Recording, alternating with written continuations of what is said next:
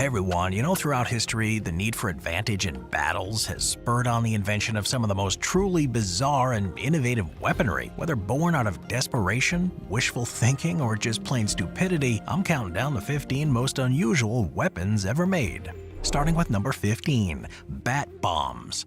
Setting aside the ethics for a moment, everything about this first weapon is just plain crazy. Bat bombs were exactly as they sound, a weapon where bombs were attached to live bats in an effort to blow things up.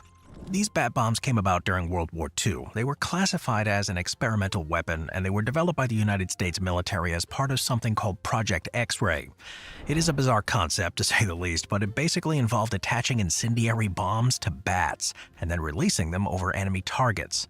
The intention was that the bats would roost in buildings and structures before the bombs detonated. Then, kaboom, widespread fires, destruction would then ensue. Fly to set up residence and then just explode. The US military invested time and money into this project, however, it ultimately proved to be impractical. And apparently the bats were very unpredictable in their behavior and were really hard to train. Who knew? Well, why this is surprising to anyone is just kind of mind-boggling, but at the end of the day, they couldn't count on the bats to go where they needed them to go, so the project was canceled in 1944. Number 14, the man catcher. Need to catch a man? Well, good thing there's the man catcher, or at least there was. The man catcher, also known as a people catcher or catchpole, was a highly unusual weapon used in medieval Europe and later during the Renaissance period. The weapon was basically a large hinged pole with a semicircular or rectangular frame at one end. The frame was fitted with spikes or hooks, and the idea was to capture the person with the hooks, immobilizing them. Well, the weapon wasn't designed to cause any serious injury, although it looks like it might have occasional range of up to 1.25 miles. The weapon measured at around 30 inches in length and weighed approximately 76 pounds. It could be carried by a small team of soldiers to the battlefield, but despite its size, it's important to note that this was still a fully functioning nuclear weapon. It produced a significant blast and radiation effect, and it was meant to be used in close combat situations where it clearly had the upper hand on conventional weapons.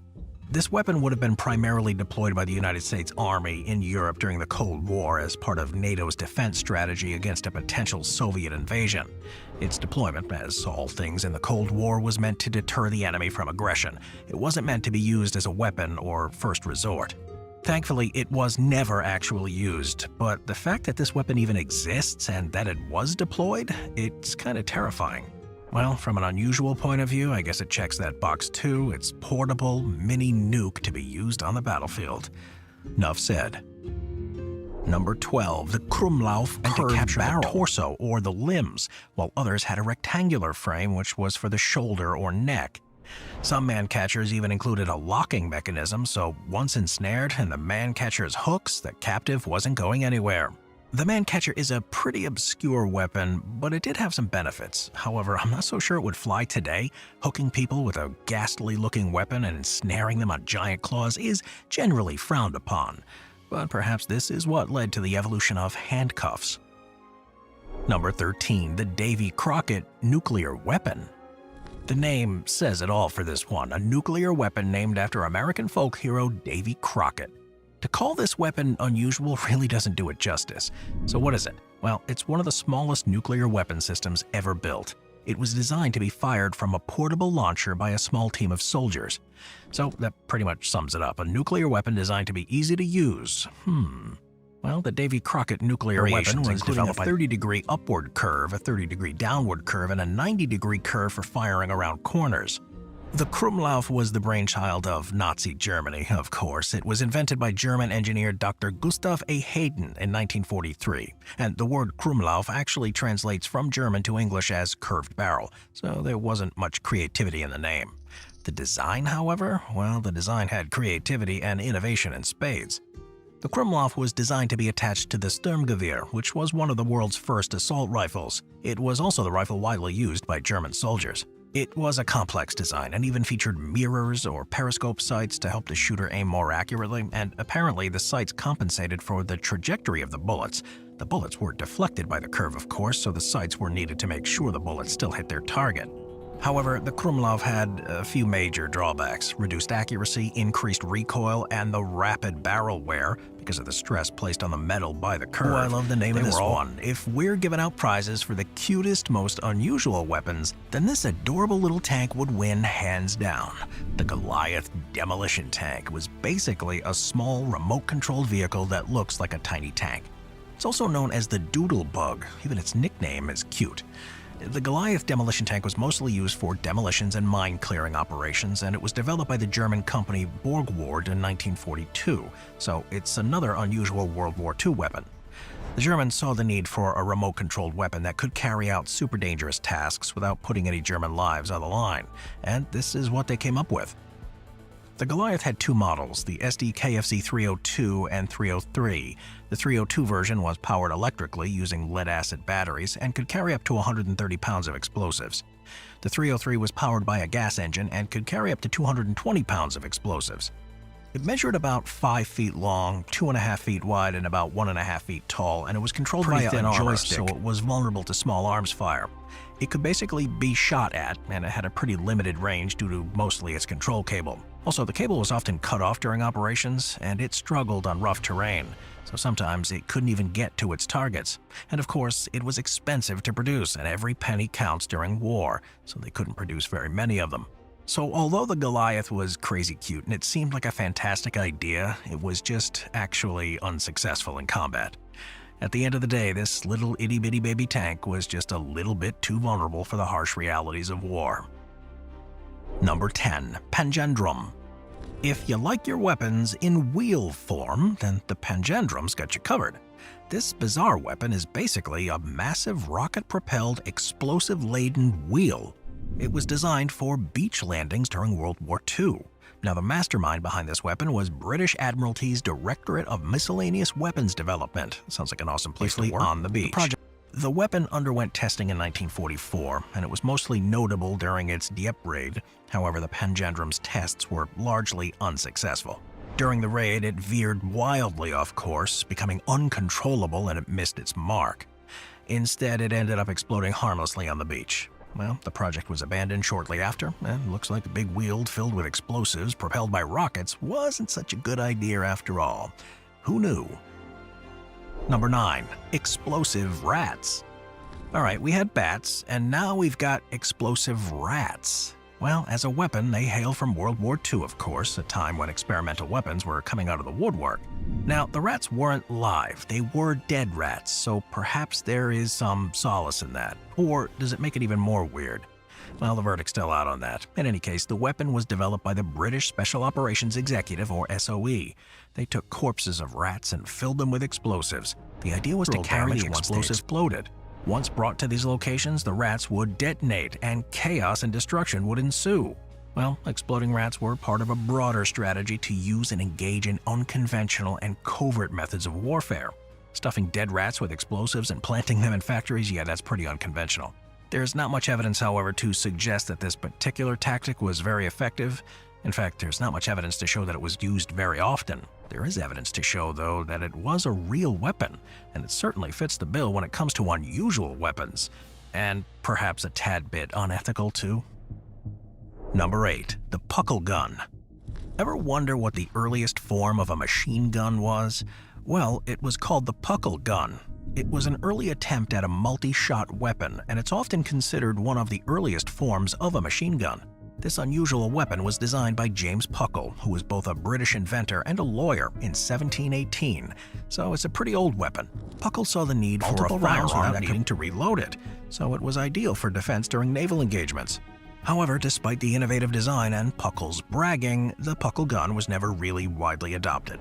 A few prototypes were produced, but it really never caught on. It failed to attract interest from any military buyers, and the gun had a pretty complex design, so that could have been a turnoff. It also had a relatively slow rate of fire, at least compared to contemporary firearms, and it looked really strange. Puckle was probably just ahead of his time with this one, because over time, rapid-fire weapons caught on like wildfire, although they're far less clunky looking today. Moving on to number 7, the Scissor qatar. The Scissor qatar took the traditional qatar daggers and upped the ante. Instead of featuring just one blade like an ordinary dagger, the Scissor qatar, or the qatar scissors as it's also called, featured two parallel blades. The name comes from the fact that the two parallel blades are hinged at the handles, so they of course resemble a pair of scissors. This allowed them to inflict really deep and potentially lethal wounds to an opponent. But as deadly as this weapon is, it is also a work of beauty. The handle was often elaborately decorated with intricate designs, and they reflected the traditions of the regions where the weapon was made. Some even had ornate metalwork, engraved patterns, and gemstone inlays. So the Scissor qatar had a lot of cultural significance, not just as a weapon, but also as a symbol of status or prestige. It was mostly used by warriors and guards, but it also found its way into martial arts. It was nice and compact, so it was a good weapon of choice in confined spaces like crowded marketplaces or narrow streets, or anywhere else you might need to unleash the wrath of the decorative dual blades that is the Scissor qatar. Number 6. The Wagh nakh. Who needs the eye of the tiger when you have its claw? The Wagh nakh, also known as the tiger's claw, is an unusual and unconventional weapon that originated from the Indian subcontinent. It's a handheld weapon that resembles the claw intimidation factor. The Wagh nakh is often used in raking or slashing motions because that's the way to inflict the most damage to your opponent. The weapon holds a special place in Indian martial arts and folklore because it's associated with strength and valor, courage, and terror. It's mostly used as a defensive weapon, especially in close-quarter combat and unarmed combat techniques, and needless to say, it's a far cry from other more popular handheld weapons like swords. Its unique design and feline inspiration veers the Wagh nakh towards more the unusual sides of weaponry. Number 5. Golf ball grenade. You're not likely to hear the word "for" when this golf ball comes at you. Why? Because tossing this golf ball wouldn't be an accident. It's a grenade. The golf ball grenade was developed by the British military, of course, those crazy Brits, during World War II. Apparently, they saw the need for a smaller grenade that looked completely innocuous. Well, it could be hidden amongst real golf balls or other objects without raising any suspicion. In environments where conventional weapons might easily be detected, this one would slip through the cracks. It was all about stealth and surprise, since it was primarily used by British commando units and special forces. They brought their balls to clandestine operations behind enemy lines, and because it was small, lightweight, and looked like an ordinary golf ball, it could be deployed before anyone was the wiser. And despite the fact that it did exactly what it was supposed to do, look like a golf ball and not a grenade, it had one pretty significant drawback. It had a small explosive payload. It really didn't offer much bang. Apparently, you can only stuff so many explosives into a golf ball. Furthermore, it needed precise handling and placement, so although it was handy in situations where someone needed to conceal a grenade, it didn't really pack much of a punch. It does, however, highlight the ingenuity and resourcefulness of military engineers during wartime, so it's got that going for it, projectiles or bullets, and now surprised to learn that this weapon was actually pretty popular. It came in a whole bunch of different varieties. Most of these Harmonica guns used percussion cap mechanisms. Now, in these percussion cap guns, each chamber holds a separate primer, powder charge, and projectile. The slide is inserted into an opening in the breech action and can be advanced by releasing the cam lock. This allows for the manual movement of the slide by hand, and while the percussion cap gun were the most popular, there were variations. For example, some designs included compressed air guns and models that utilized pinfire cartridges. These Harmonica guns were also available in both pistol and rifle models, and they came in single-action and double-action configurations. They've been kicking around for a while. One of the earliest examples of a Harmonica gun dates back to 1742. This gun is credited to the Swiss inventor Welton, but he didn't have the patent. The patent didn't really come around until 1814, when James Thompson patented a flintlock harmonica gun. Sometimes a weapon isn't just about the pain or injury it can inflict. Sometimes it's about more than that. For example, a weapon that disorients or confuses can be just as effective as one that maims, depending on what the real goal is. It's clear that during war, creativity in weaponry is pushed to its boundaries. There's more than the need to just attack, there's also the need to divert, and that's really what this weapon is all about. Dummy paratroopers might not look like much at first glance, but these things were actually a highly effective weapon used to confuse and divert the enemy. And you better believe they took a lot of careful planning to pull off, so props for that. Dummy paratroopers were decoy mannequins that were dropped out of planes during World War II. Now, these mannequins were dressed up in military uniforms, so at a distance they looked like actual soldiers. They were also known as Ruperts. These dummy paratroopers were deployed by Allied forces. They were meant to confuse or mislead enemy forces, especially during airborne operations. A lot of time and energy went into canvas dummy. Well, here's where it gets really inventive. The dummies were designed to mimic the posture and silhouette of real parachuters. They often had articulated joints so they could be posed in lifelike positions, and their uniforms had an enormous amount of detail right down to the insignia. So from a distance, these dummies really did look like real people. In fact, they worked so well they played a huge role in several key operations during World War II. For example, they were used in Operation Bodyguard, which was an Allied deception campaign leading up to the D-Day landings in Normandy. During this campaign, the dummies were dropped into various locations across France, and this confused the Germans and successfully diverted their attention away from the actual invasion sites. So yeah, Ruperts for the win. Number 2. The active denial system. So there are times when a large crowd can get a little out of hand, and when that happens, the police are called in there to get the crowd under control. Now, there are many ways to quell an unruly crowd: chemical agents, kinetic force. The active denial system employs directed energy in the form of millimeter wave electromagnetic radiation to induce a sensation of intense heat on the skin of individuals within its range. What? What does that mean? Well, in layman's terms, it's a weapon that makes you feel like your face is burning off. Now, the system works by emitting a focused beam. This beam is focused onto a target like an unruly crowd. It penetrates the outer layer of skin, reaching a depth of a few millimeters, and from there the radiation interacts with the nerve endings in your face and your heat-sensitive receptors called nociceptors. From there, the radiation interacts with the nerve endings in your face and your heat-sensitive receptors.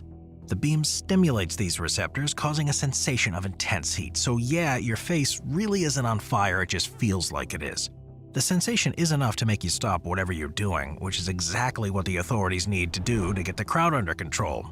The ADS is designed to be highly directional and precise. It allows an operator to target specific individuals or an entire area within a crowd. The Pigeon guided missile. Psychologist B.F. Skinner has had his fair share of infamy and controversy when it came to his test subjects and the tests he was performing. However, unbeknownst to many, he also dabbled in weaponry invention. Behold, the Pigeon-guided missile, a weapon that's so unusual it's kinda hard to wrap your mind around. So what was it? Well, the idea behind Pigeon-guided missiles was to train pigeons to peck at targets on a screen inside the missile. This pecking would then steer the missile toward the intended destination. Alright, I feel some red flags coming on here. Pigeon-guided missiles were part of a project called Project Pigeon. It's clever, but it's also known as Project Orcon, which was the abbreviation for Organic Control. The project was first proposed in 1943, and Skinner believed the pigeons could be trained to peck at the screens. He based this belief on the principles of operant conditioning, which is just a fancy way of saying animal mind control. Basically, the animals are trained to perform specific... Well, it turns out there were quite a few skeptics. They pointed out that the pigeons might be a tad bit on the unreliable side, since they were pigeons. Also, more advanced guidance technologies were being developed, things like radar and electronic guidance systems, and some skeptics believe that those systems might have a hand up on the pigeons pecking at screens. Turns out they were right. Project Pigeon was discontinued in 1944, and Skinner's idea of using pigeons to guide missiles never progressed beyond the experimental. But Skinner's legacy does live on today. The theory of pigeon-guided missiles still holds a place in the history books, mostly under the topic of the most unusual weapon.